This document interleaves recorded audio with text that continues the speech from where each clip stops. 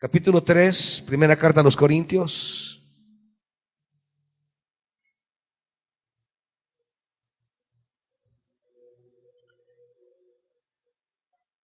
Dentro de las metáforas que estamos bien, que Pablo va a usar para hablar de la iglesia y de la presencia de Dios entre los hombres, una de ellas es el templo. Y dice 1 Corintios capítulo 3, versículo 16, 3:16. ¿No saben que ustedes son templo de Dios y que el Espíritu de Dios habita en ustedes?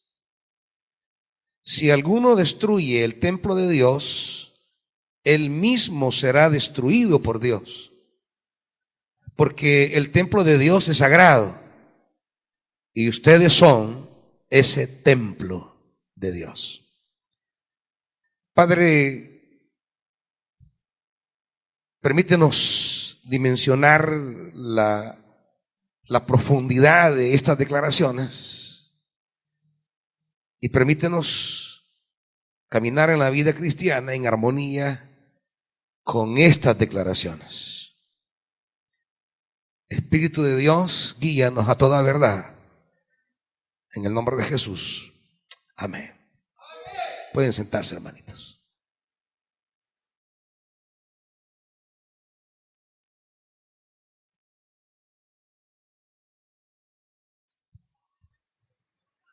¿Qué es la iglesia?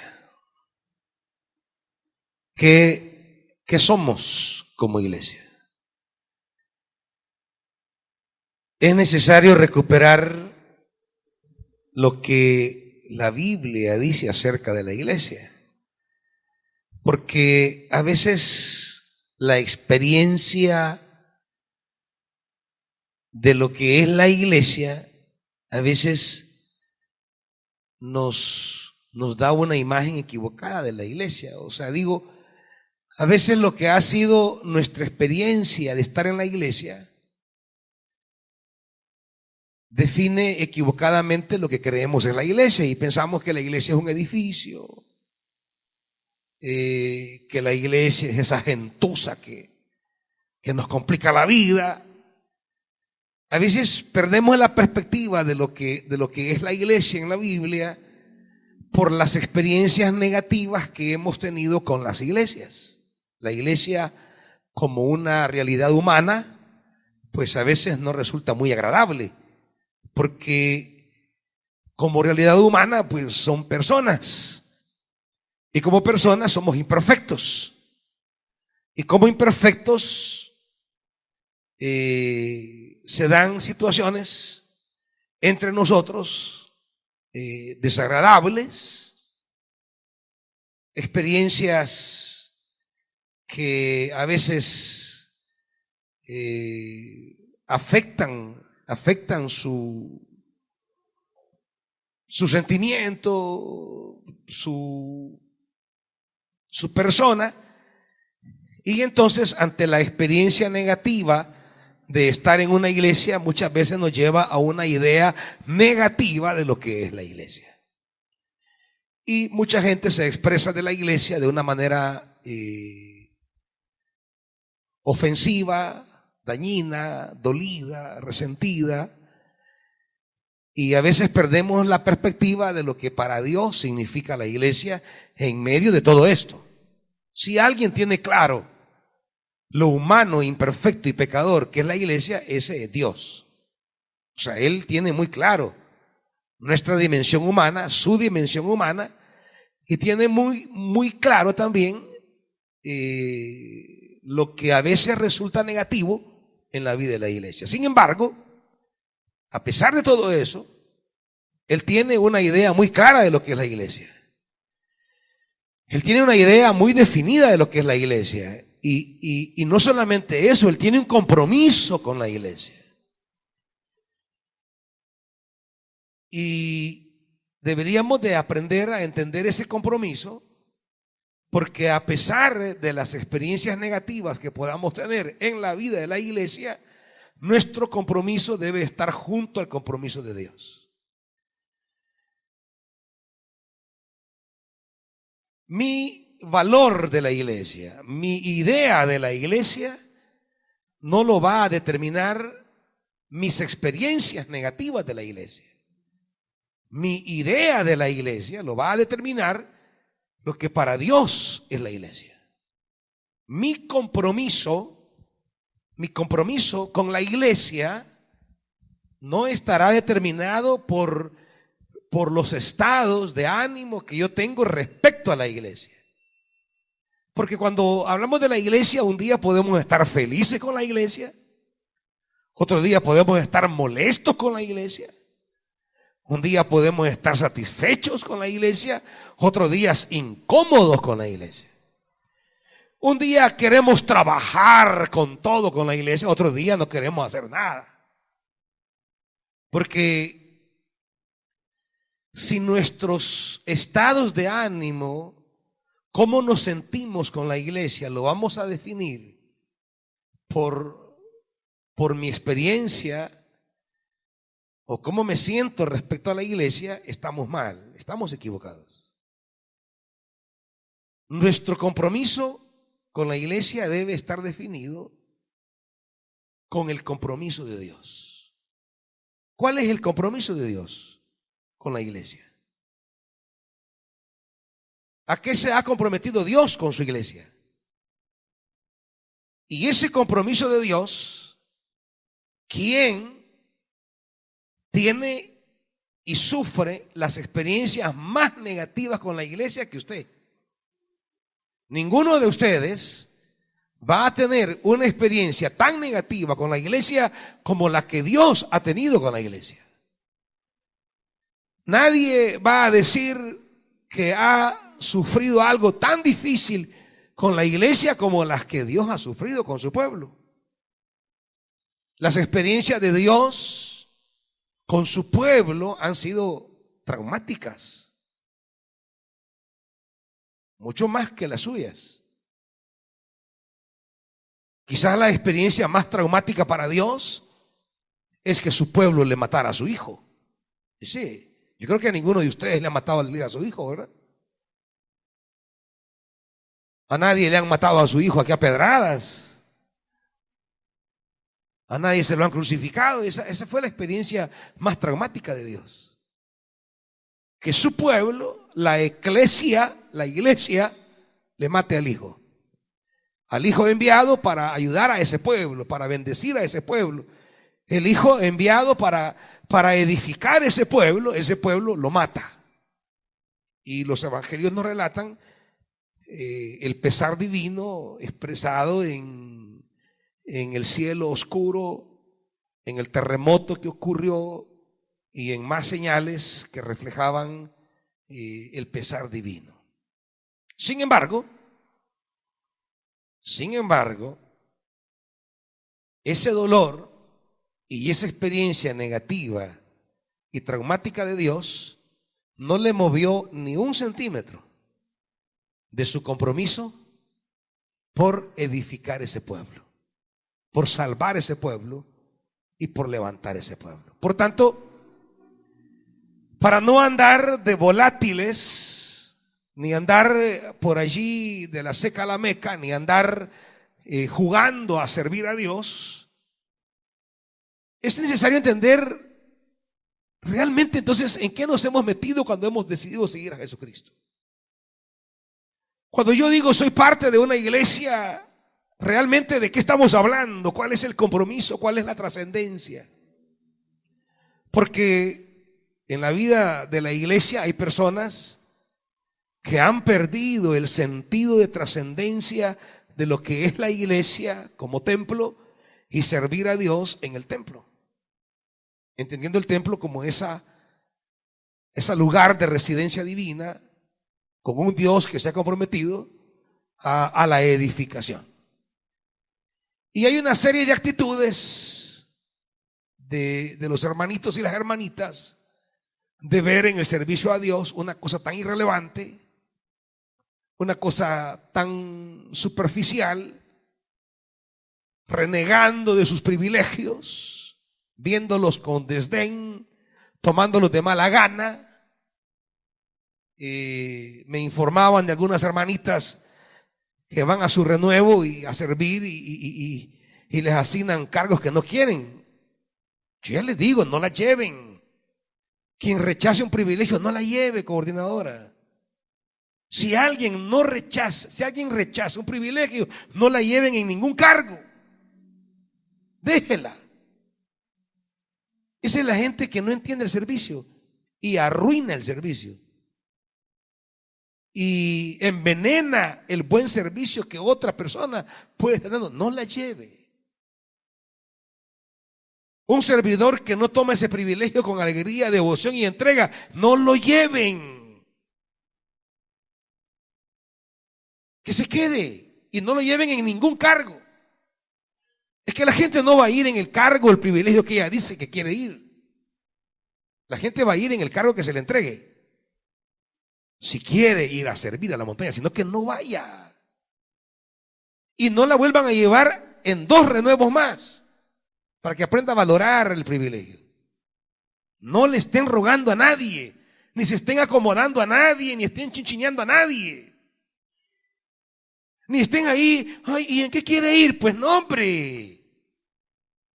Coordinaciones de todos los renuevos, servidor, servidora, que no ha aprendido a dimensionar el valor de lo que es el servicio y está refunfuñando, murmurando, negándose o buscando. No lo lleven, déjenlo y no lo lleven en ningún cargo.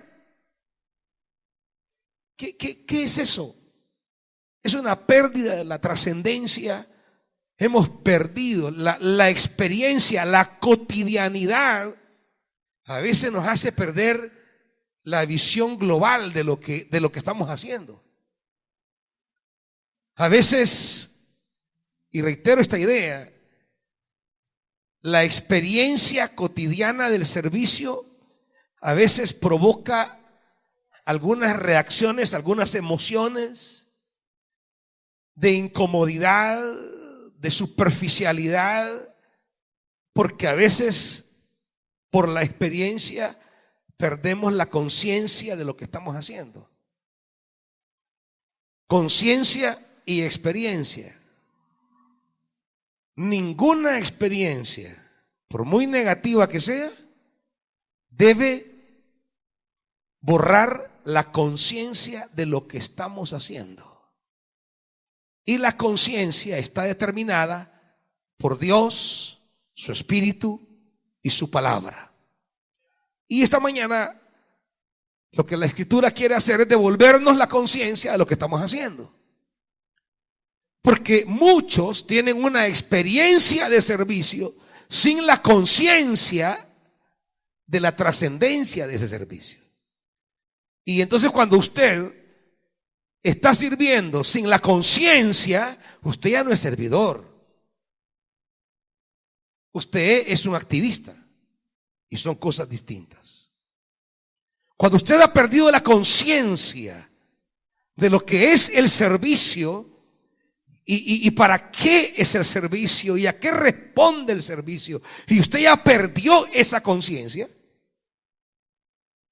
y se ha hundido en la experiencia rutinaria, mecánica, repetitiva, usted ya no es un servidor.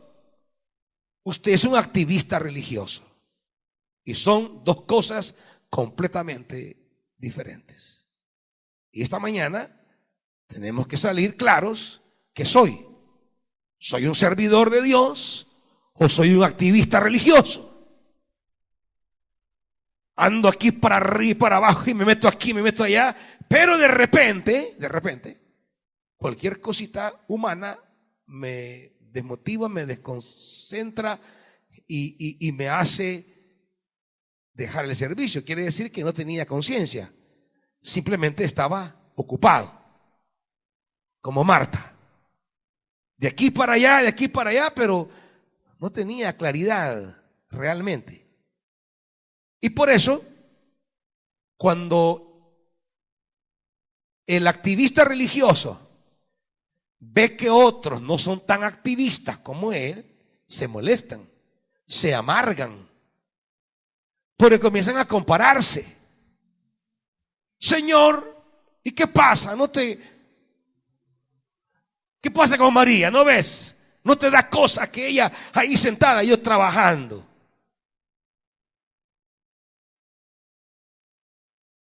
Se amarga, reclama, molesta, discute. Comienza a criticar, a cuestionar el descompromiso de María. Porque ella se siente ocupada de allá para acá, viniendo, subiendo, bajando, y fulana no.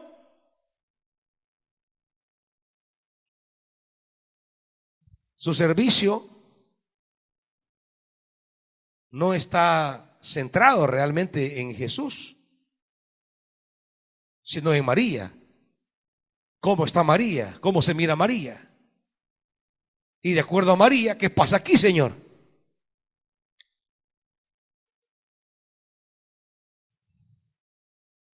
Es necesario, iglesia,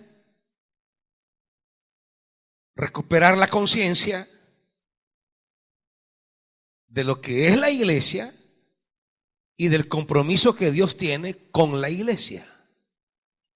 Y a partir de esa realidad divina sobre la iglesia, yo debo posicionarme respecto a la iglesia y respecto al trabajo que se realiza para la causa del reino en la iglesia. De tal manera que mi actividad, mi acción realmente sea un servicio, realmente sea un acto de adoración, realmente sea un acto de ministración y no simplemente un activismo, sino que ese trabajo que hago en la obra de Dios, como dice Pablo, esté impregnado de unas cualidades divinas que convierten ese trabajo en un auténtico ministerio.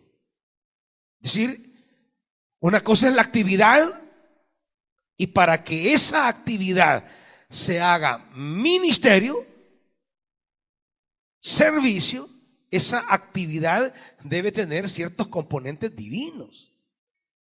O sea, tiene que tener ciertas cualidades divinas, ciertas inspiraciones, motivaciones y realizaciones divinas.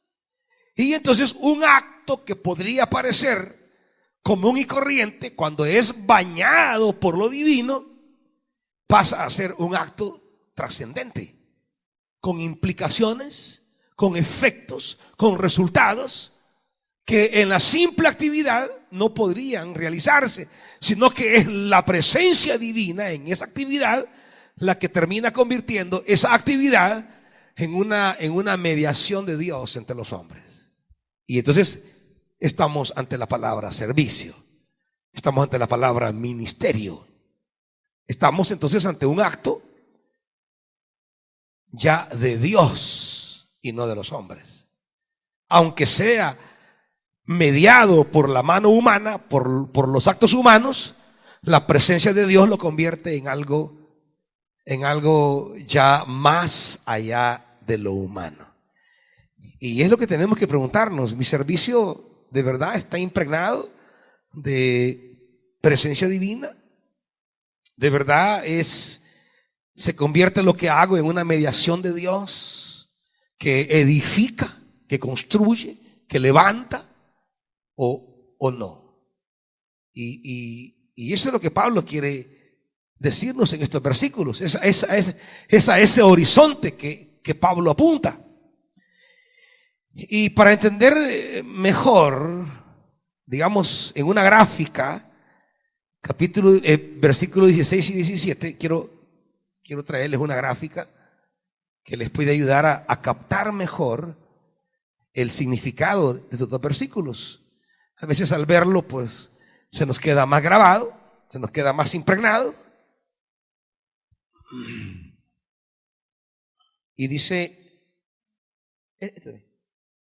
déjame, por cosa, dice,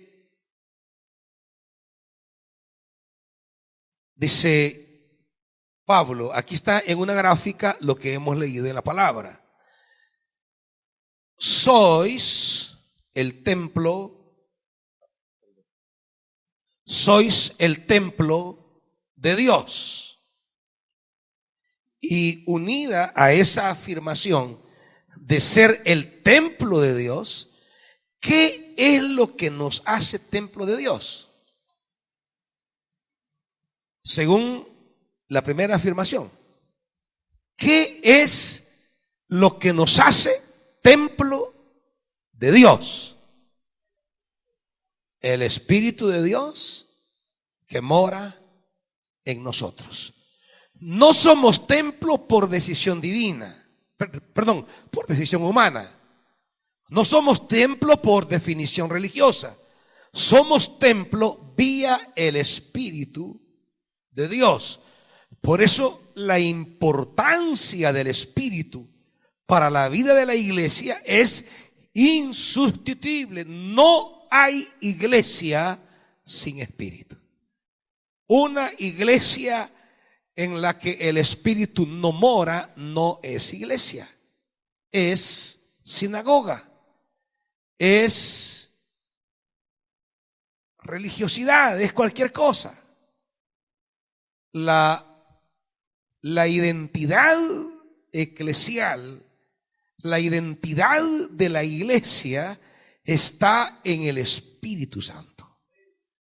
De ahí que no hay iglesia sin Espíritu Santo. Él forma, crea y hace que nazca y crezca la iglesia. El Espíritu hace con la iglesia lo que hizo con Jesús de Nazaret en el vientre de María. La concibió a Jesús ahí. Hace que nazca, que crezca y que cumpla la voluntad de su Padre. Todo lo hace el Espíritu de Dios. No es posible desarrollar una vida de servicio sin el Espíritu Santo. Por aquí empieza el verdadero ministerio. El verdadero ministerio comienza cuando usted toma con seriedad al Espíritu de Dios. Si el Espíritu de Dios no está animando, empujando, allí aleteando sobre lo que hago, no estoy ante un ministerio. No estoy ante un servicio. Estaré frente a cualquier actividad humana, pero no estaremos frente a un ministerio. Es el Espíritu de Dios lo que nos hace templo de Dios. Soy templo porque el Espíritu mora en nosotros. Porque el Espíritu está en la iglesia. Por eso la búsqueda incesante del Espíritu como el inspirador de lo que hacemos, eso es la clave del servicio. Una persona que no logra valorar su ministerio es porque ha perdido vida del Espíritu. Quien no logra dimensionar la trascendencia de su ministerio es porque ha perdido vida de Espíritu Santo. Cualquier persona que tenga en poco lo que se le ha entregado ha perdido esa comunión con el Espíritu Santo. Aquí comienza el ministerio. El ministerio no comienza con el cargo, ni con conocer el cargo, ni porque me declaren, no, el ministerio comienza con el Espíritu Santo. Es el Espíritu lo que hace que una actividad se convierta en ministerio. No importa el cargo, no importa la posición, Servicio y ministerio no tiene que ver con posiciones, tiene que ver con Espíritu Santo. Podemos estar en el cargo más de mayor responsabilidad, en el cargo más alto si quiere verlo así. Pero si ese cargo no está bañado por el Espíritu Santo, no es ministerio. Está en una simple tarea humana de dirigir, pero no ministra. Puede estar en el cargo más simple, si usted quiere.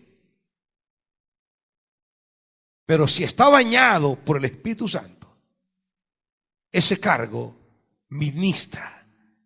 Y si ministra, ahí hay vida, ahí hay edificación divina, ahí hay compromiso de Dios. La pretensión de realizar ministerios sin la preocupación de la presencia, del rol que juega el Espíritu Santo, convertirá lo que usted hace en una simple tarea humana, y la experiencia continua de una simple tarea humana lo va a cansar, lo va a aburrir. Y de repente algunos ya se aburrieron de servir, se aburrieron de su ministerio.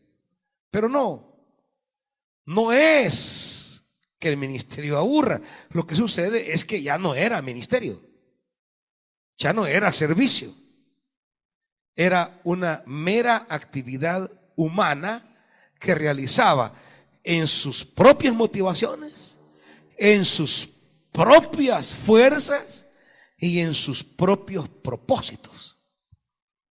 Y lo humano es caduco, lo humano se apaga, lo humano se marchita.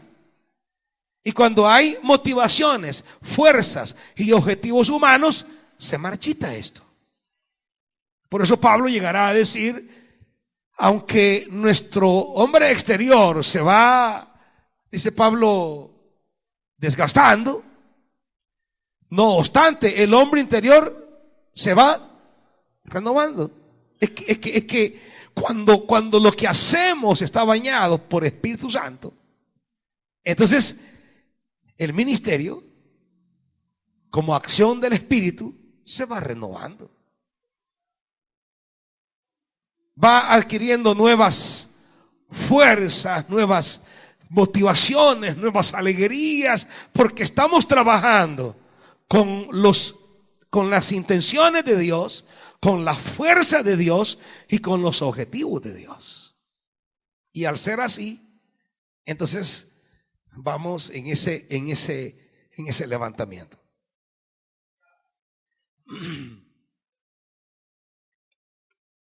Pero claro,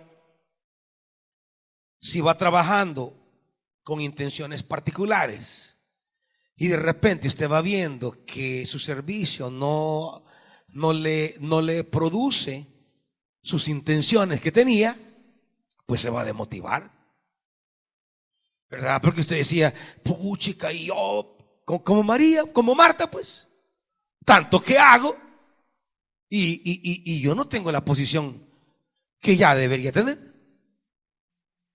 Tanto que me esfuerzo. Señor, no te da cosa que María esté ahí echada y yo como loca para arriba y para abajo.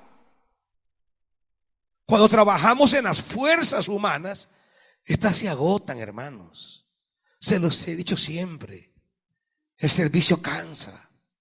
El servicio agota. Porque el ministerio es desgaste. Fuerza ha salido de mí, dice Jesús, cuando aquella mujer es ministrada en la sanidad, que toca el borde de su manto. Él dice, poder, fuerza ha salido de mí. Yo he sentido la pérdida, ha salido algo de mí. Pero claro, una vida como la de Jesús, en la búsqueda del baño continuo del Espíritu Santo, esas energías se renovaban, ese poder se renovaba, esa fuerza se renovaba, de tal manera que lo agotador del servicio produce, como dice Pablo, un eterno peso de gloria. No lo desanima, no lo apaga. Al contrario, me voy sintiendo más fuerte, dice Pablo. Yo me voy renovando, dice Pablo. Y eso es lo que se ha perdido en algunos de ustedes. Personas que no dimensionan el servicio o que solo sirven en tanto les gusta, en tanto se sientan bien, en tanto les reconozcan, en tanto todo es favorable, en tanto valoren lo que hace. Si valoran lo que hago, sí sigo con todo, pero nada, pues si ni valoran lo que hago, pues sí. ¿Y quién le ha dicho? ¿Quién le ha dicho que la valoración de lo que damos es criterio para seguir sirviendo? ¿Quién ha hecho eso a usted? ¿De dónde ha sacado eso? ¿De dónde ha sacado usted que el valor que le den a lo que hace es la razón para seguir o no seguir? Por eso dejan las cosas, desprecian las cosas.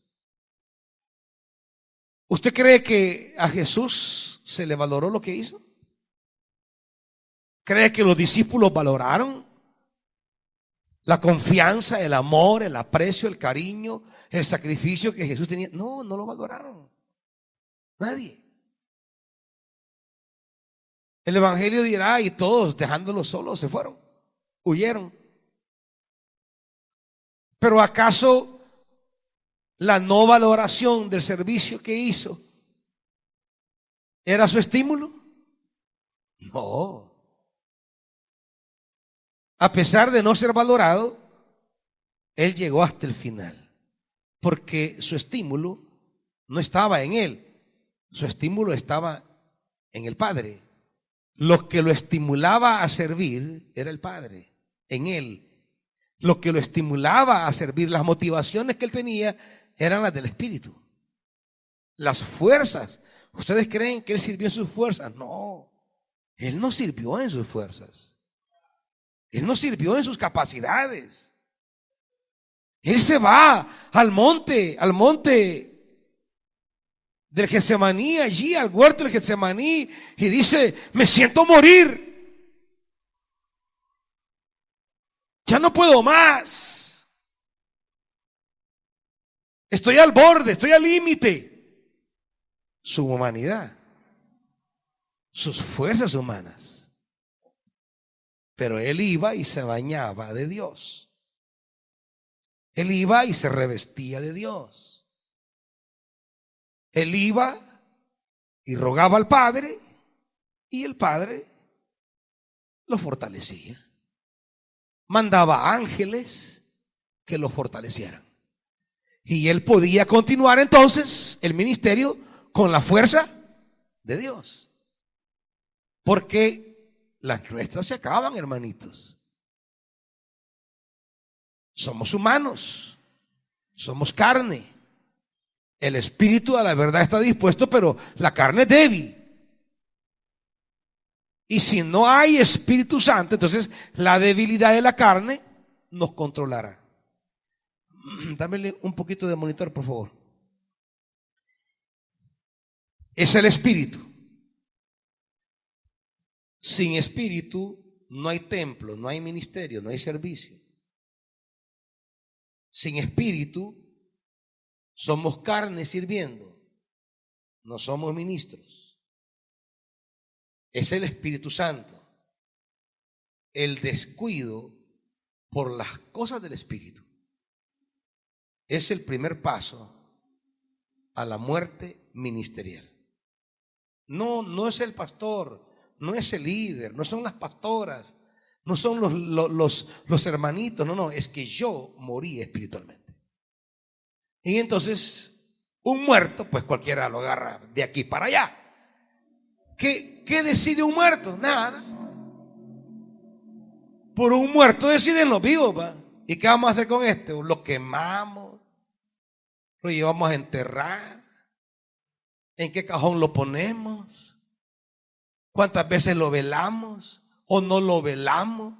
¿Y qué va a decir el muerto? Nada, él es un bodocón que anda de aquí para allá. Así andan muchos de ustedes en la vida cristiana. Otros decidiendo por usted. ¿Y sabe por qué? Porque está muerto. ¿Y por qué está muerto? Porque ha descuidado el espíritu de vida, que es el Espíritu de Dios. Entonces, cuando Jesús explica su muerte, Él no va a decir, ay, estoy resentido como el sumo sacerdote porque Él dio la orden que me mataran. No, Él no andaba hablando así. No, es que estos discípulos, este Judas que me vendió. No, Él no andaba hablando así. Ah, es que los fariseos, no. Él decía, miren, a mí mi vida nadie me la quita, yo la pongo. Independiente de quién armó su muerte, quién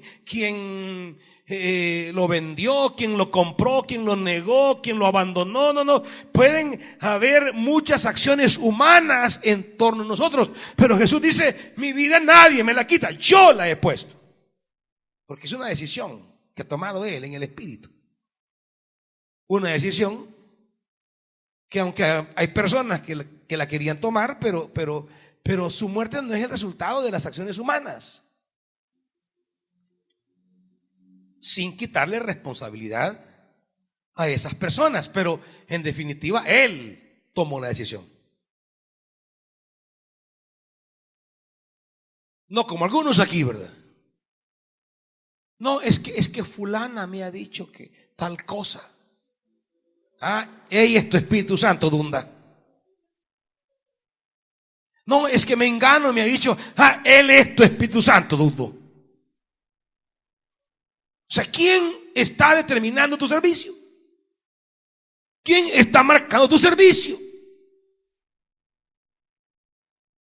Si alguno de ustedes se está dejando arrastrar, como dice Pablo, por la opinión, la palabra, la guía de alguno de ustedes, estás muerto, hermanito. Estás aquí, pero estás muerto. Solo sos el pedazo de carne aquí, pero estás muerto. Cuando el Espíritu de Dios sea el que te dirija, estás vivo. Cuando el Espíritu de Dios sea el que marque tu servicio y el que te diga qué vas a hacer, está vivo entonces. Por lo demás, aunque vengas con saco y corbata, bien peinadito, bien arregladita, que te has puesto no sé qué, que está muerta. ¿Y ustedes creen que los muertos van feos a la tumba? No, miren los que bonitos los ponen. Bien maquilladitos van. Gran chajazos que tenían en la cara, pero no, le ponen una base y bien linda la piel. Y qué chulo se fue va. Qué bonita iba esta. El mejor vestido, los mejores tacones y todo. Sí, pero va muerta. Y aquí podemos andar con los mejores trapos. Comprados en Simán o en Shopping Betaña, no importa donde sea. Y podemos andar buenos trapos, pero estamos muertos.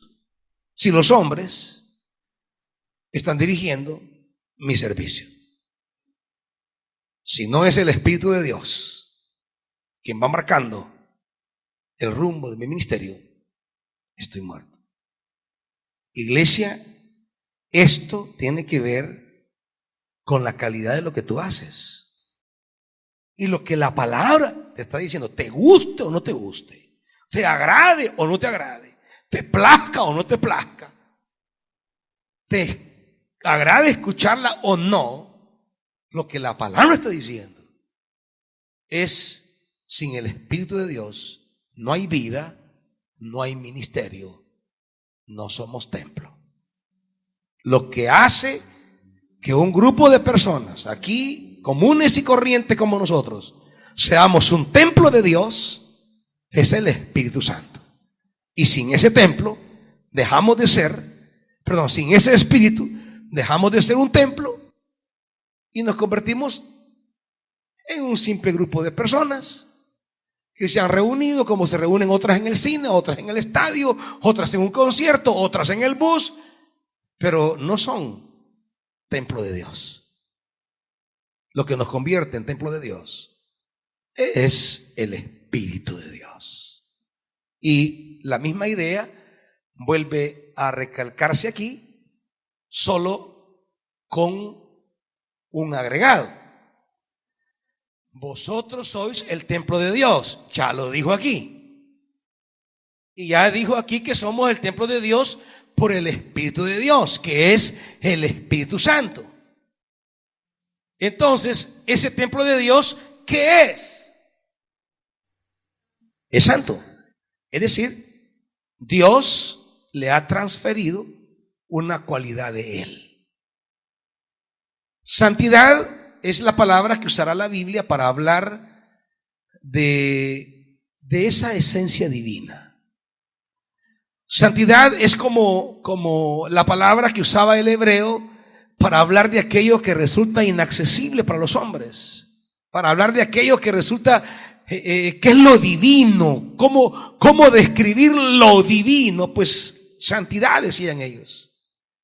Ellos usarán muchas palabras que Pablo va a usar, la gloria, la santidad, el resplandor, para hablar de cómo hablar de ese Dios, cómo hablar de ese Dios, cómo describir a ese Dios. Y decían, ese Dios es santo. En la visión de Isaías, en el capítulo 6, se dirá, santo, santo, santo es el Señor. Entonces, es como decir, eso es Dios.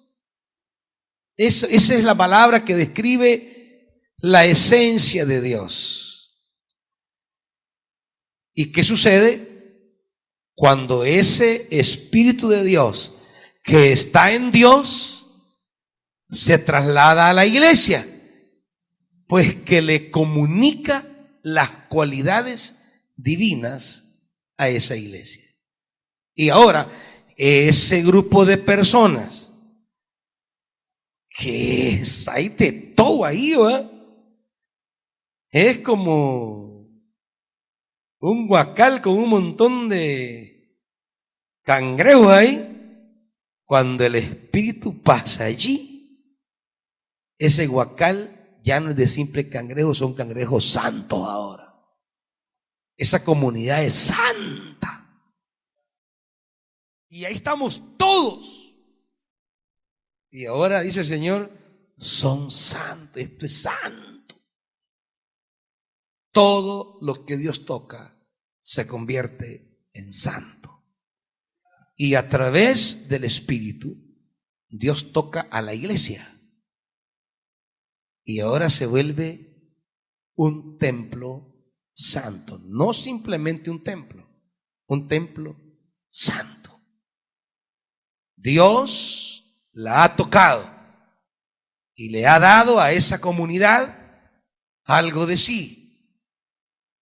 Y ahora esa comunidad tiene que velar por lo que Dios está haciendo en ella. Debe trabajar y debe valorar. Debe valorar. Y aquí vamos entrando al tema. Al no entender lo santo, no lo valoramos. Lo desvaloramos, le quitamos peso y entonces nuestros tratos con la iglesia, con el servicio, con el trabajo, con todo lo que hacemos, a veces no está marcado de ese compromiso, de esa alegría, de esa responsabilidad, de tal manera que usted anda enfermo, pero para ir al trabajo no falta. Para venir a la iglesia sí falta. El mismo día. Porque el trabajo para usted es más importante que el servicio que tiene que realizar. Eso habla de una escala de valores de cómo yo valoro lo santo. De qué he llegado a entender por lo santo. Cuando usted prefiera faltar al trabajo y no al ministerio, ahí está entendiendo lo santo. Pero mientras usted tenga las cosas de Dios como secundarias, como sustitutas, como cosas que pues sí son buenas, pero realmente no ocupan un lugar de trascendencia, vistas como lo santo de Dios. Usted no tiene idea, hermanito, hermanita, de lo que se le ha entregado a veces. No tiene idea de lo que Dios le ha puesto en sus manos. El Espíritu Santo popularizó lo divino en nosotros. Y esa popularización para muchos ha significado un empobrecimiento. La cotidianidad nos hace perder la trascendencia de lo que tenemos a veces en nuestras manos. El estar viendo todos los días, oyendo todos los días, hace que usted pierda la grandeza, el sentido de grandeza de lo que tenemos.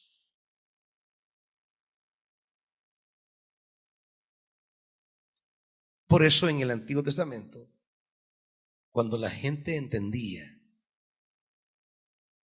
que el acercamiento del Espíritu era una cosa especialísima, cuando uno de ellos era visitado por el Espíritu o le era asignado una acción divina, esa gente lo agarraba con toda la seriedad, el privilegio, la importancia, la trascendencia, porque era una cosa que ocurría allá al tiempo.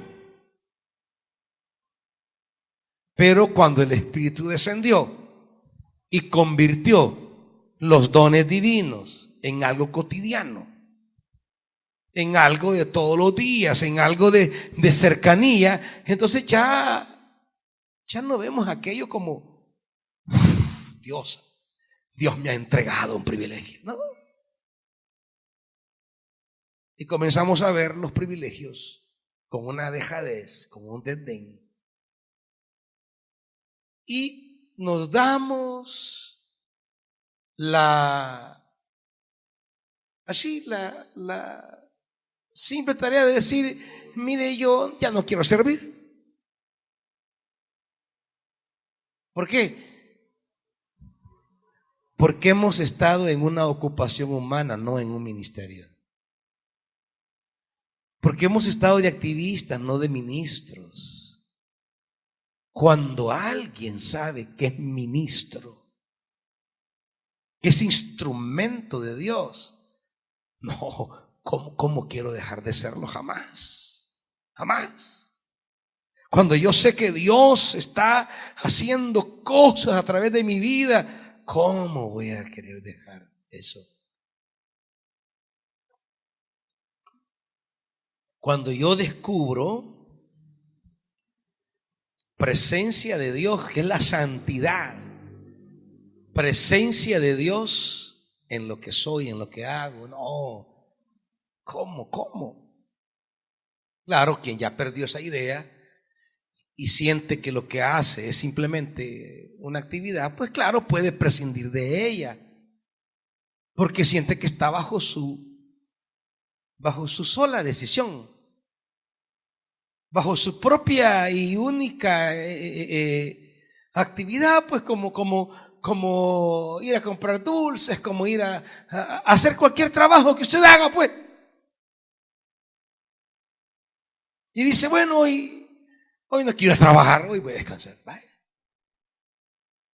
No, cuando descubro la santidad en lo que hago, cuando descubro presencia divina en lo que hago, cuando estoy haciendo algo en lo que veo a Dios, siento a Dios, escucho a Dios y contemplo los efectos de ese Dios en lo que hacemos, entonces esa es una maravilla. Nos volvemos esclavos de eso. Somos esclavos de Dios y le decimos, Señor, aquí estoy. Esto no es mi decisión, esto es tuyo. Por eso, al centro de estas dos afirmaciones, tenemos una afirmación un poco difícil de entender. Y es lo que vamos a entender también ahora.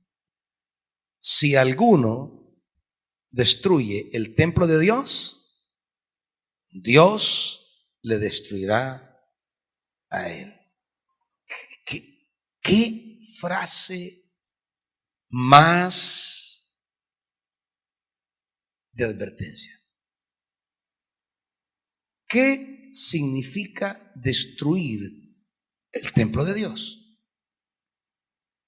¿Y qué significa que Dios me destruirá? ¿Cómo podemos entender la magnitud de esto que Pablo está diciendo? Que no es fácil, esto es bien delicado, esto es profundo, esto tiene una seriedad que debemos tomar en cuenta. Lo que Dios está haciendo,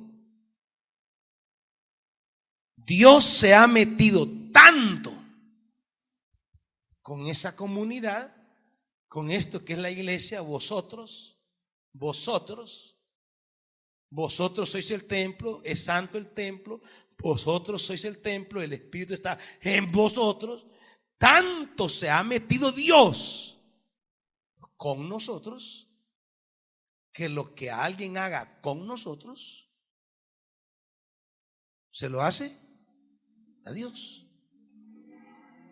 Lo que yo haga con la iglesia, se lo estoy haciendo a Dios. Por eso, cuando Pablo va camino a Damasco, ¿qué le dice la voz del cielo, que es Jesús? ¿Qué le dice? ¿Por qué persigues a la iglesia? No. ¿Por qué persigues a los discípulos? No. ¿Por qué persigues a los cristianos? No. ¿Qué le dice? Saulo, Saulo, ¿por qué me persigues? Hay una identidad entre Dios y nosotros, entre el templo que es la iglesia y Jesús. ¿Por qué me persigues? Es la pregunta, es el reclamo de Jesús a Saulo de Tarso. ¿Por qué me persigues? No porque persigues a la iglesia. La identidad de Cristo con la iglesia es tal que Él asume lo que ocurra en la iglesia. Y entonces vamos entrando más al meollo del asunto. Yo estoy edificando o estoy destruyendo la iglesia. Solo hay dos caminos posibles. Y esto significa que si estoy edificando la iglesia, pues estoy acompañando a Jesús en lo que Jesús está haciendo. Pero si estoy destruyendo, entonces voy en línea opuesta a Jesús. Para entender mejor esto, vamos a tomar el Evangelio de Juan.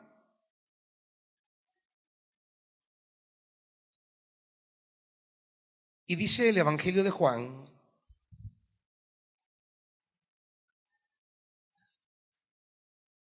capítulo 14. Vaya conmigo. Vamos a leer primero.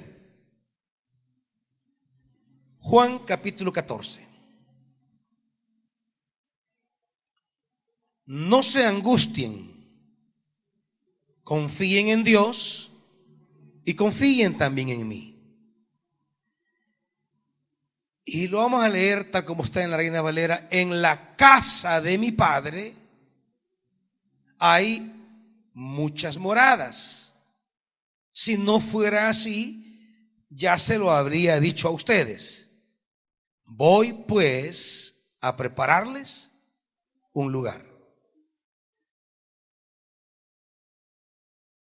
Y si me voy y se lo preparo, vendré para llevármelos conmigo, así ustedes estarán donde yo esté. Aquí hay palabras que necesitamos entender para captar lo que Pablo está diciendo acerca de edificar el templo o destruir el templo.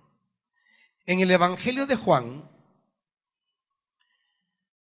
la frase que usará para hablar del templo va a ser la casa de mi Padre. Por ejemplo, Juan no va a hablar de la casa de oración de la que hablan los sinópticos.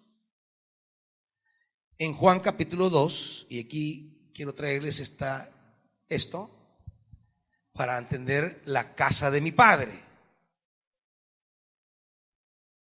¿Cuál es la casa de mi Padre para Jesús? ¿Qué es la casa de mi Padre? Porque algunos cuando leemos aquí decimos, Él se fue al cielo a prepararme una casa. No, hermanitos. Eso es entender la Biblia en su mentalidad. Yo aquí no tengo una casa, pero allá tengo una casa. No, hermanito, quítese eso de la cabeza, ¿verdad? O aquella que dice, más allá del sol, yo tengo un hogar bello. No, allá no hay colonia, eso olvídelo. No crea que allá está un caserío que el Señor fue a hacer. No. Todas esas imaginaciones que tenemos cuando leemos los textos es porque no se leen los textos con los códigos que el texto tiene. Y entonces le imponemos ideas que le son extrañas al texto. Esa idea que el Señor se fue a hacer colonia, imagínense, allá en el cielo va a haber un montón de colonias. Vaya, agarre su casa aquí, va, como dieron a la Garduña allá en ¿cómo se llama? En Marsella, ¿va? Venga y agarre su casa. No, hermanito, ¿verdad? No espere que allá hay colonias, que allá va a haber Versalles, Marsella. No, nada de eso. ¿Qué está hablando Jesús? Cuando habla de la casa de mi Padre, por ahí empecemos. En la casa de mi Padre hay muchas moradas. Eso hay que entenderlo, porque Él va a decir, voy a prepararles un lugar. Y algunos aquí entienden como que Él se fue a construir casas para yo aquí soy pobre, no tengo ni de caer muerto. Pues tengo una casa en el cielo. Mire, deje de estar con esa idea, porque se va a encontrar que allá no va a haber ninguna casa. Oye, y no vaya a reclamarle a Dios, ¿y mi casa, pues? ¿Y mi vivienda?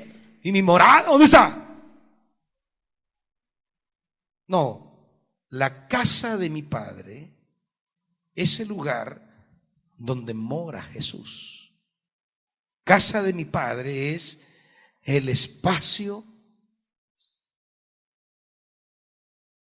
que es Dios mismo.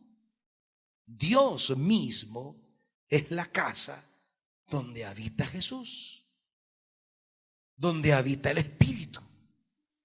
Y es a esa casa de habitar con Dios, porque acuérdense que el ser humano salió de esa casa. El ser humano estaba en esa casa en Génesis, pero un día fue sacado de esa casa. El hombre vivía en la casa de Dios, por eso se le llama el paraíso a eso. El hombre estaba en el paraíso, la casa de Dios. ¿Y qué era la casa de Dios? Pues esa comunión con Dios. Dios bajaba. ¿Qué tal, Adán? ¿Cómo estamos? Hey, Evita, ¿cómo te ha ido? ¿Cómo amanecieron? Echamos aquí un cafecito con, hey, mira ese tucán, qué bonito, y mira qué lagarto, y mira esa vaca, y mira, hey, ¿y cómo le pusiste a este? Oh? ¿Y cómo le llamaste? Y ahí hablando. Y este chonte, ¿por qué le pusiste chonte? Oh? Es de chompipe, le pusiste chompipe, ¿por qué? Oh? Y hablaban, era una comunión. Abraham, Adán y Eva estaban en la casa de Dios, que es Dios mismo. Cuando el hombre desobedece, el hombre sale de la casa. ¿Me están siguiendo en esto? El hombre sale de la casa y queda errante. Por eso cuando Dios le visita, lo que le hacen es una casa. Por eso Dios visitó a Israel en una tienda de campaña, una pequeña casa, que era la casa de aquellos años. El tabernáculo era una tienda de campaña, como la que tenía medio mundo. Porque esas eran las casas. Las casas eran unas tiendas de campaña. Así que Dios, cuando visita a Israel, lo que hace es llevarles un poco de la casa que perdieron. Y esa tienda de campaña era la casa en la que se encontraban una vez al año. Ya no están en la casa que yo les di, pero yo voy a llevar mi casa donde ustedes para que podamos continuar. Entonces, la tienda de campaña era la gracia de Dios proveyéndoles un pedacito de su casa. La casa que dejaron, la casa que abandonaron, la casa donde caminábamos. Vaya, hoy se las traigo aquí para que tengamos un espacio de comunión, de encuentro, de caminar juntos otra vez. Y la tienda de campaña, la tienda de reunión, era esa casa. La casa donde ellos se encontraban para volver a hablar, anhelando llegar, como dirá Hebreos, al pleno reposo. Vamos de nuevo a la casa. Resulta que esa casa, dice Juan, vámonos a Juan ahora, Juan capítulo 1.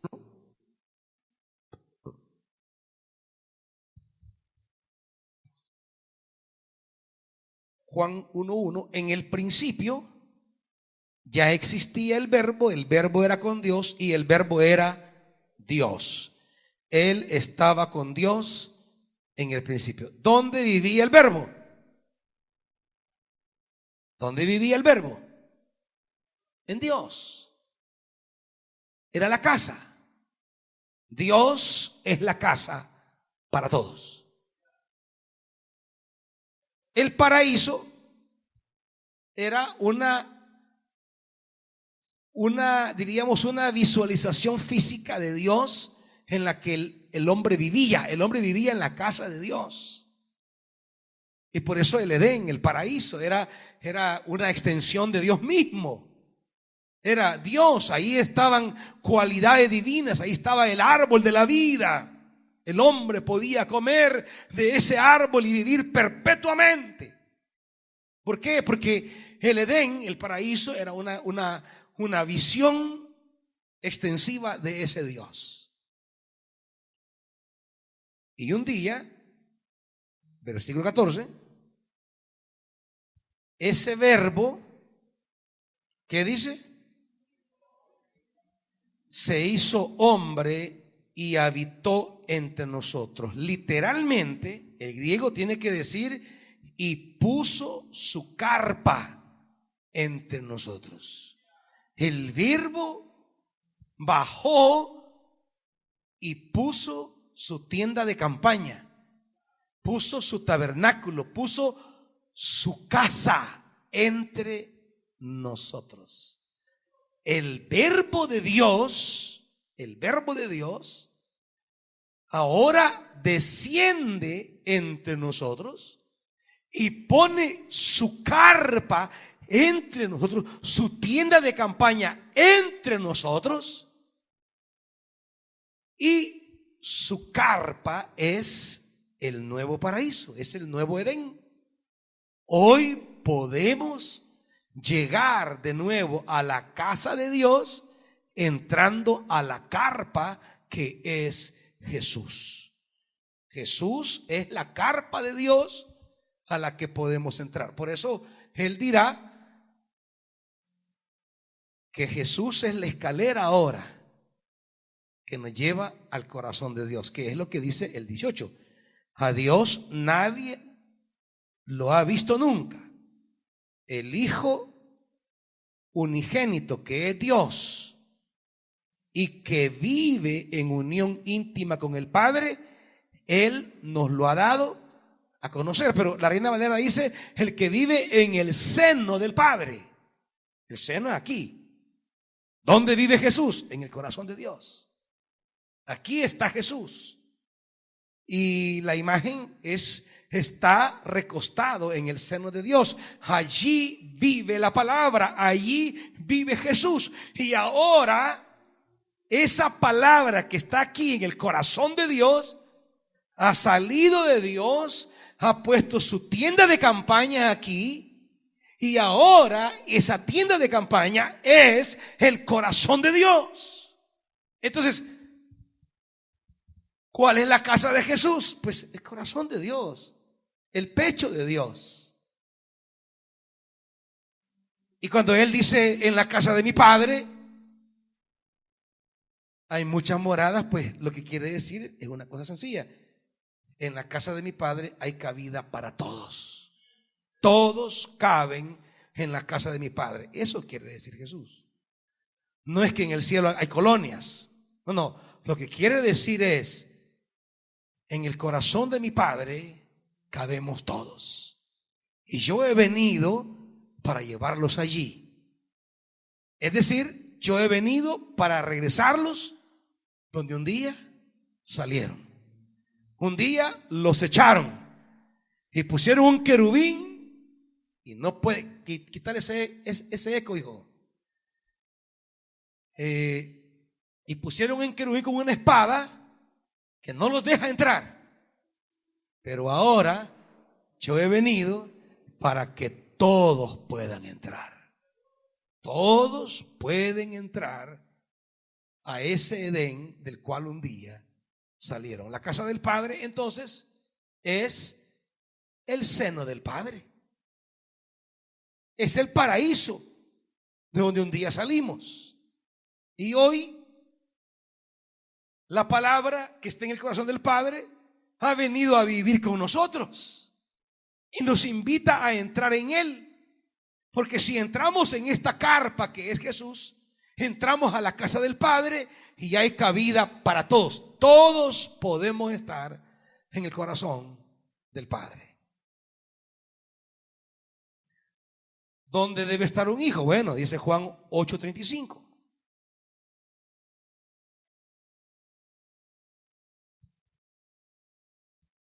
Ahora bien, dice Jesús, el esclavo no se queda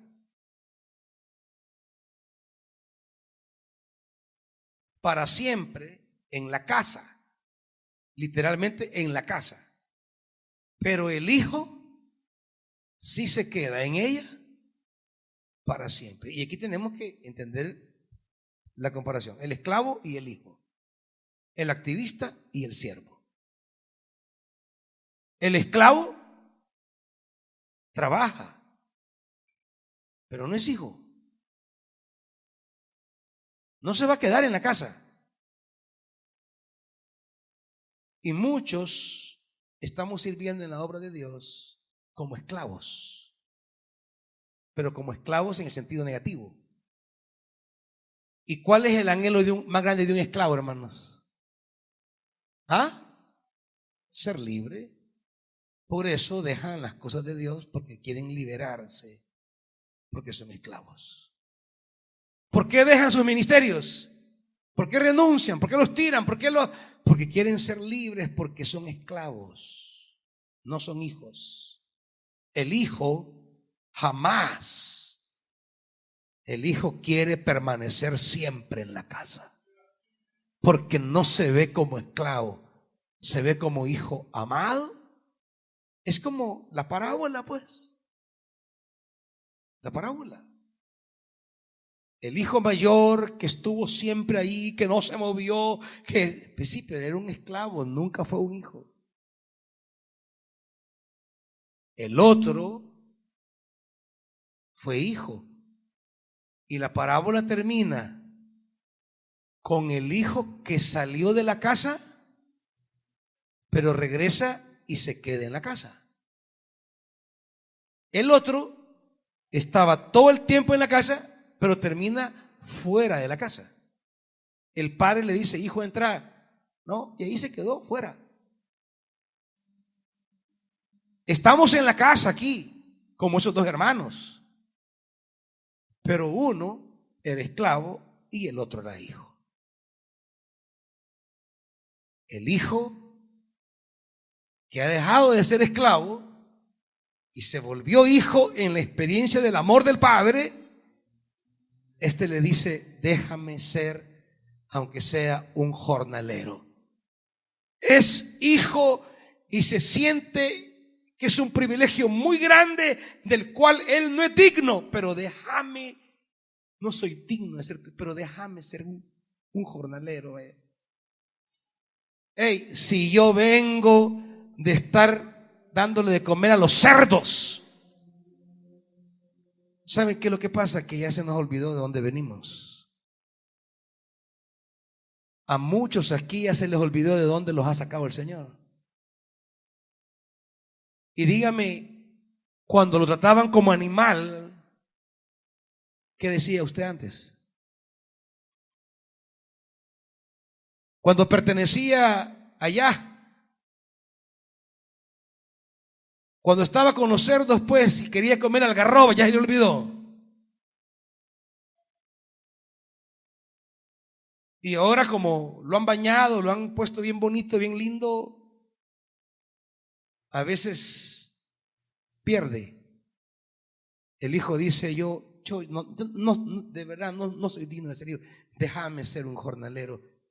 Déjame trabajar aquí de lo que sea. Él ha descubierto que es hijo y no lo merece. Ese que descubrió que era hijo y no lo merecía, ese es hijo.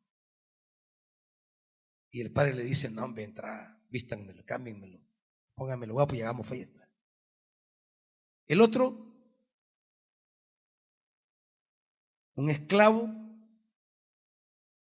que nunca valoró el amor del padre.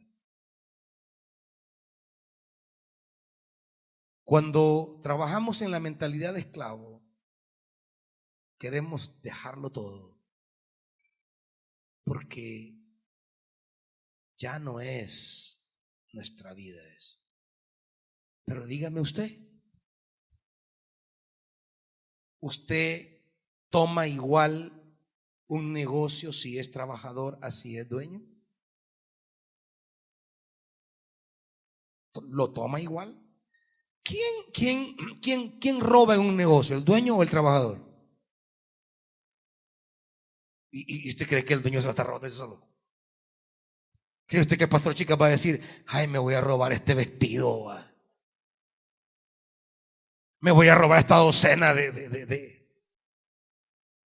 o el pastor Nelson, me voy a robar estas herramientas, O sea, tendría que estar loco.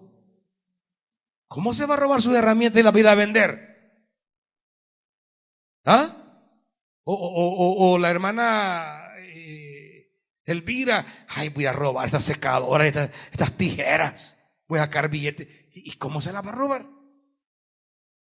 Al robarse, se hace ¿qué? Un daño a sí misma. Ah, pero ¿quién roba? Ah, esa es la diferencia. Esa es la actitud entre el hijo y el esclavo. Y muchos aquí son esclavos, no son hijos. Se roban Biblias, se roban carteras, se roban celulares, se roban materiales, se roban alambres, se roban. ¿Qué no se roban? No son hijos, son esclavos. ¿Qué más le roban a Dios? ¿Qué más le roban a Dios? Cuando alguien le roba al padre, no es hijo. Porque un hijo que entiende que es hijo y le roba al papá, se está robando a ellos mismos como familia. Se está haciendo un daño enorme, porque está impidiendo que papá y mamá cumplan con su tarea si están robando recursos. Cuando roban, demuestran que no son hijos, son esclavos. Y su trato con los privilegios nos dice si usted es esclavo o es hijo. Y muchos revelan que pasa el tiempo, pero nunca fueron hijos, fueron esclavos. Y es aquí donde Jesús nos marca la diferencia. Quiero ver rápidamente dos cositas más, porque necesito, cuando habla él de la habitación, voy a prepararles una habitación, lo dice en el 14:12, pues él está entendiendo lo que él dice en el versículo 23.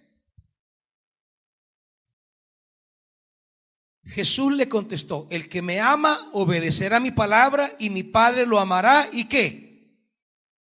Es la misma palabra en griego de 14:2, ¿verdad? Hay morada donde mi Padre. Es la misma palabra aquí. Haremos nuestra morada en él. Entonces, las viviendas que hay en Dios es Dios y su comunión con nosotros. ¿Cuál es la vivienda? Deje de estar hablando de la vivienda en el cielo, no, es la vivienda ahora. Haremos morada, vivienda aquí con usted ahora. Muchos, por estar esperando la mansión celestial, no hacen nada en esta casa terrenal.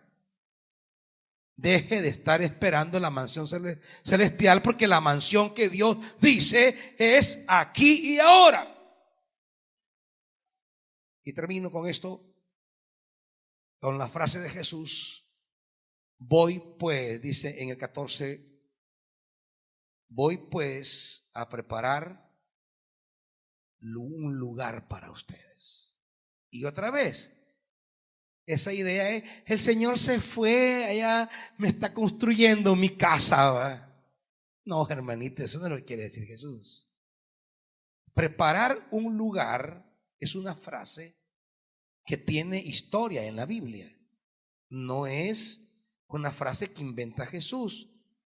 Preparar un lugar es el término técnico, la frase técnica que usará la Biblia para hablar del sitio donde depositar el arca de Dios. La frase que se va a usar en la Biblia para hablar de buscar un lugar para Dios es prepararle un lugar. Esa es la frase. Cuando Jesús dice voy a prepararles un lugar, Él está tomando prestada esa frase del Antiguo Testamento, y es allí donde la debemos entender. Porque si no, la vamos a entender como nos la han hecho creer, que Él se fue allá con sus herramientas y anda haciendo casas para nosotros. No, hermanitos, esa idea quítesela. Preparar un lugar, y lea rápido Primera Crónicas 15 para que vea que esto es cierto. Primera Crónicas 15, pero rapidito, hermanito, que el tiempo se va. Y dice: David construyó para sí casas en la ciudad de David y dispuso un lugar para el arca de Dios, y le levantó una tienda de campaña. Dice: y él preparó un lugar para el arca de Dios. Es la misma frase que usa Jesús. David busca un lugar para el arca de Dios. Y claro, el 2 es la consecuencia. Solo los levitas, los siervos, los hijos pueden transportar el arca de Dios, pues el Señor los eligió a ellos para este oficio y para que les sirvan por siempre. Deberían de leer un poco de libro de Levíticos para que descubran lo que para los levitas significaba estar en el arca, en el templo, en el tabernáculo. ¿Cuál era el valor que ellos le daban? La importancia, el privilegio. Cómo ellos tomaban con devoción el tabernáculo. Eso hay que retomarlo frente a la manera tan fácil que nos deshacemos nosotros de los privilegios. Dice el versículo 3 también: después David congregó a todo Israel en Jerusalén para trasladar el arca del Señor al lugar que había preparado para ella. Es la frase: David prepara lugar para el arca, versículo 12. Y les dijo: como ustedes son los jefes de las familias patriarcales, purifíquense y purifiquen a sus parientes para que puedan traer el arca, Dios de Israel, al lugar que he preparado para ella. Es la misma frase: preparar lugar para el arca. Es lo que Jesús está diciendo allá. Yo voy a preparar un lugar. ¿De qué está hablando? No de casas en el cielo para ustedes, hermanito. Trabaje y haga su casa desde tarde. No, preparar un lugar.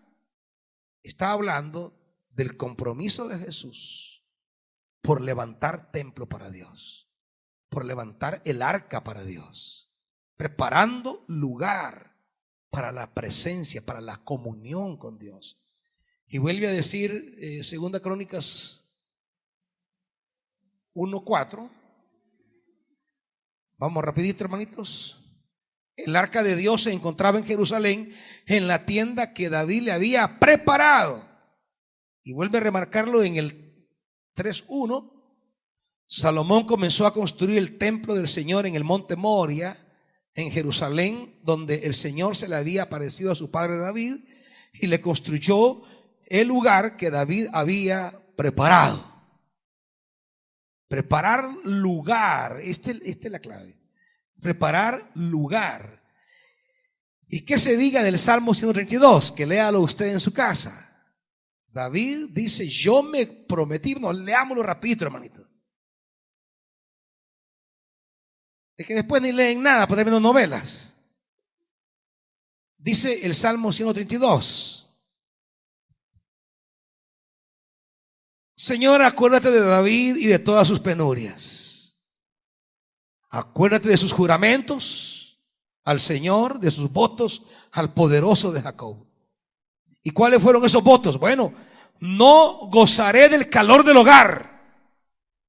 Dice bien, para David ni la familia es más importante que el arca. Prioridades, niveles.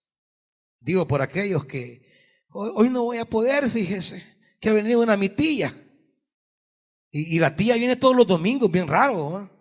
Uno dice: vaya una vez al año, está bien que venga la tía, ¿va?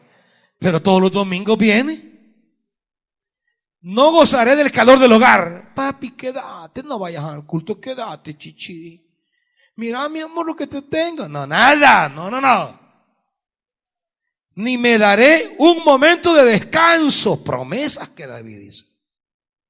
No me permitiré cerrar los ojos y ni siquiera al menor pestañeo antes de ¿qué?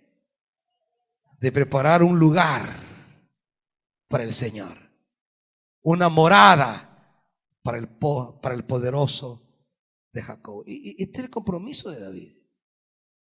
Dice: no, yo no voy a descansar, yo hasta prepararle lugar al Señor. Compromisos. Pero claro, Saúl no tenía el mismo valor del arca que tenía David. Para David el arca sí tenía un enorme valor. Pero claro, usted podrá ver que el destino de Saúl no fue el mismo destino de David. Y aquí entramos a la parte de destruir. Saúl no valoró el arca, nunca se preocupó por ella. David, desde el primer día, El arca, el arca, el arca, la tienda de reunión. Yo quiero hallarle un lugar digno de ella. ¿Alguien se lo pidió? ¿Se lo exigió Dios? No, es que no era esclavo, era hijo. No tenían que estarle diciendo, hermano, venga, haga esto. No, no. Hermana, y hizo otra cosa. Ay, solo amé. No, es que David no era esclavo, era hijo. Al servir a Dios de esa manera, estaba sirviendo a su casa. Y algo más le voy a decir, antes de terminar un pasaje que le quiero llevar. ¿Sabe qué hizo Dios? Dios usa la misma palabra. No lo llevo al texto porque ya no tengo tiempo. Dice Dios a David, no, mira, no me vas a preparar vos casa a mí. Yo te voy a preparar casa a vos. Yo te voy a preparar lugar para vos.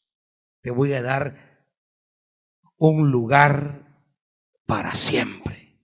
Imagínense cómo Dios le corresponde a David. Tú te has esforzado por buscar lugar para mí. No, hombre, yo te voy a buscar lugar para vos. Esa es la gente que, mire, usted que es padre, ¿cómo corresponde un padre a un hijo? Pero claro, para muchos Dios no es papá, sino es jefe y él es un empleado. Y nunca, nunca toman las cosas como tal. Mire, aquí hay más que quería decir, pero no, quiero irme a Juan, aquí quiero cerrar, porque quiero que entienda esto de la destrucción.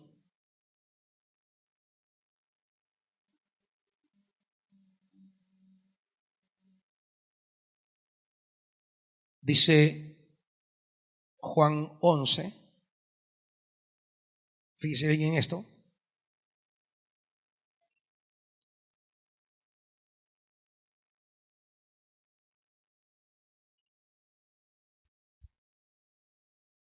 Lo vamos a leer desde el versículo 47. Pero entonces los jefes de los sacerdotes y los fariseos convocaron a una reunión del consejo. ¿Qué vamos a hacer? Este hombre está haciendo muchas señales milagrosas. Si lo dejamos así, todos van a creer en él y vendrán los romanos y acabarán con nuestro lugar sagrado e incluso con nuestra nación. Fíjense bien. Ellos estaban cuidando su lugar sagrado, lo que era más valioso para ellos. Y nunca se dieron cuenta que el verdadero lugar sagrado estaba delante de ellos y ellos están pensando en matarlo. Y sigo leyendo. Si lo dejamos, 49, uno de ellos, llamado Caifás, que ese año era el sumo sacerdote, dijo, ustedes no saben nada en absoluto, no entienden que les conviene más que muera un solo hombre por el pueblo y no que perezca toda la nación. Pero esto no lo dijo por su propia cuenta, sino que como era sumo sacerdote, ese año profetizó que Jesús moría por la nación judía. Y no solo por la nación, sino también por los hijos de Dios que estaban dispersos para congregarlos y unificarlos. Así que desde ese día, ¿qué pasó? Convinieron en quitarle la vida. Aquí están los dos lugares sagrados. El lugar sagrado de los judíos, el templo, su templo, maravilloso, majestuoso, su tesoro, y el lugar sagrado de Dios, que es Jesús, el que nos lleva a la morada de Dios, a la casa de Dios, a recuperar lo que un día perdimos. Ahora le pregunto, ¿cuál de los dos templos fue destruido? ¿Cuál de los dos templos se destruyó? fue destruido, pues. Fue aniquilado y nunca más se ha vuelto a levantar. ¿Y cuál fue el templo que permanece hasta el día de hoy? Cuando usted y yo no valoramos el templo que Dios está construyendo y sacrificamos, porque eso es lo que dice ella, sacrifiquemos a este hombre para preservar nuestro templo. Que muera él y no este. Al final, este templo se levantará. Por eso se usará la palabra en el Nuevo Testamento, fue levantado. Y el templo se sigue levantando. Y Pablo dirá, ¿y usted con qué lo levanta? ¿Con oro o con basurita? ¿Qué le pone al templo? ¿Le pone oro, plata, piedras preciosas o le pone hojarasca, dice? O sea, la basura que entró en la calle va esto para el templo. O lleva las piedras preciosas. Y el templo, que era su tesoro, su motivo de orgullo, su honra, fue destruido. Lo que Pablo dice es que cuando nosotros no le ponemos al templo del Señor, a levantar el templo y a servir, como dirá Pablo en Corintios, a ponerle materiales buenos al templo, sino que aún sacrificamos por nuestro templo, este templo terminará siendo destruido. Hermanitos, ¿cómo puede preservar usted lo que usted considera como valioso? Pues valore el templo del Señor. Mire, yo podría hablarle de tantos casos, pero como la gente cree que uno interés tiene, va. Mire, gente que ha querido preservar la familia, abandonando, dejando de levantarle templo a Dios, pues se queda sin levantarle templo a Dios y sin familia. El que abandona de estar levantando templo a Dios por su trabajo, pues termina perdiendo el trabajo y ni levanta templo. El que por su negocio deja de levantarle templo a Dios, ¿qué he visto yo? Pierde el negocio y no levanta templo. Queriendo preservar lo que tiene, sacrificando levantar templo a Dios, ni levanta templo y pierde lo que tiene. Y yo, ¿qué anhelo para ustedes, iglesia? Pues yo lo que quiero es verlos bendecidos. Pero no equivoque el camino. Tiene que levantar templo para el Señor. Como David, yo quiero hallar un lugar y no voy a dormir, no voy a descansar, no me voy a hacer nada hasta darle lugar al Señor. ¿Y qué es el servicio? Pues es eso. Es buscarle un lugar al Señor. ¿Qué es ministrar? Pues es eso. Jesús sigue levantando. Por eso Pablo dice, cada uno mire cómo levanta, pero no deje de levantar. No deje de construir. Cada uno vea, levantémosle templo al Señor, pero no deje de hacerlo. Quien pretendiendo preservar lo que tiene, deja de levantar templo al Señor, ni levantará el templo al Señor, ni preservará lo que tiene. Terminará todo destruido como el templo de Jerusalén y volvemos a repetir la vieja historia del Edén. Iglesia, estamos en el Edén. ¿Por qué dejarlo otra vez más? ¿Por qué repetir la vieja historia de Adán? Otro de pie, hermanitas.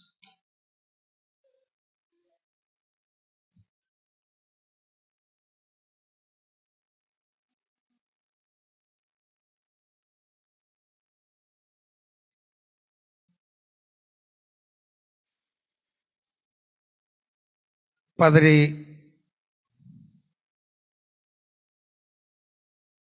yo quiero ver a este pueblo en ese Edén,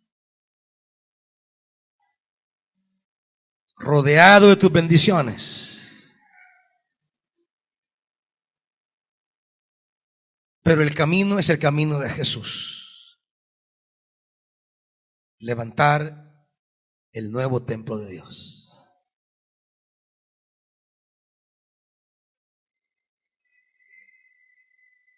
Levantar ministerio donde el hombre entre en comunión con Dios. Cuando cada ministerio se vuelve casa del Padre, corazón de Dios, el pecho de Dios,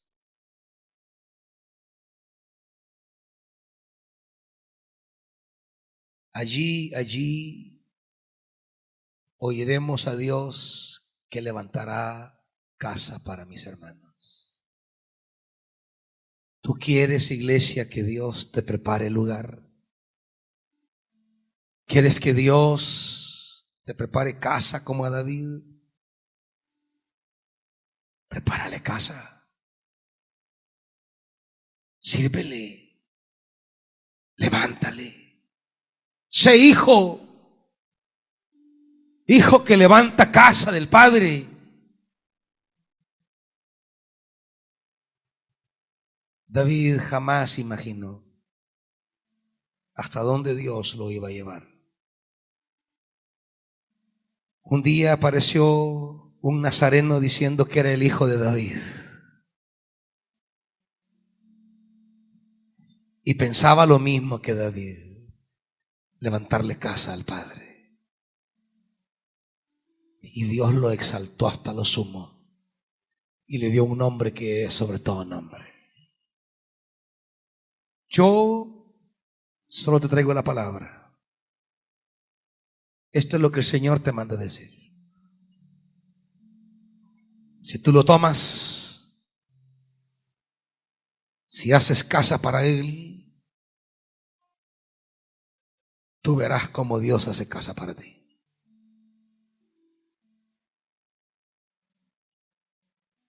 Pero si decides ser esclavo,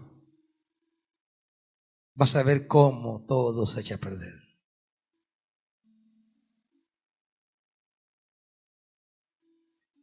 Espíritu de Dios, danos mentalidad de hijos e hijas, no de esclavos ni de esclavas.